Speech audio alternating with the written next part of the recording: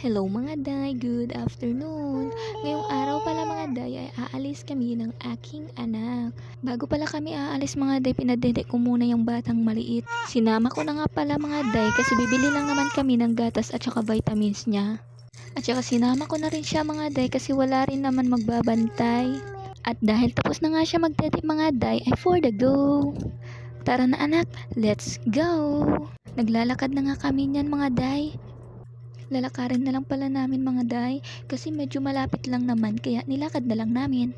At mas maganda mga day kasi makatingin-tingin pa ang aking anak ng mga sasakyan na dumadaan. Kinat ko na lang pala mga day kasi sobrang hirap na hawak ko si Noah at naghahawak rin ako ng cellphone.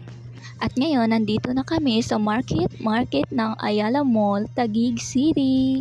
Pinadede ko lang siya nga muna dyan mga day kasi umiiyak na. Pero bago ko pa nga siya dyan pinadede mga day ay bumili na nga ako ng vitamins niya at saka gatas.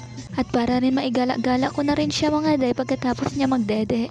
At dahil alam ko mga day na mahirap na maging isang ina pero worth it naman mga day kasi pag makita mo yung anak mo na tumatawa ay tumatawa ka na rin. At dahil isang ina ka na ay kakayanin mo talaga ang hirap at ginhawa para sa kinabukasan ng iyong anak.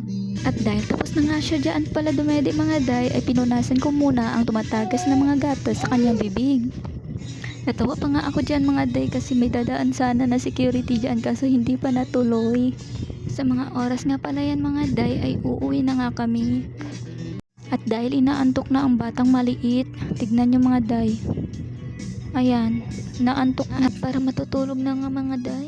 At nakatulog nga siya mga day habang naglalakad kami. Hindi ko na pala na-video mga day kasi natulog na siya. At dahil nasa bahay na nga pala kami yan mga day, ay patutulugin ko na nga lang muna. Bye bye!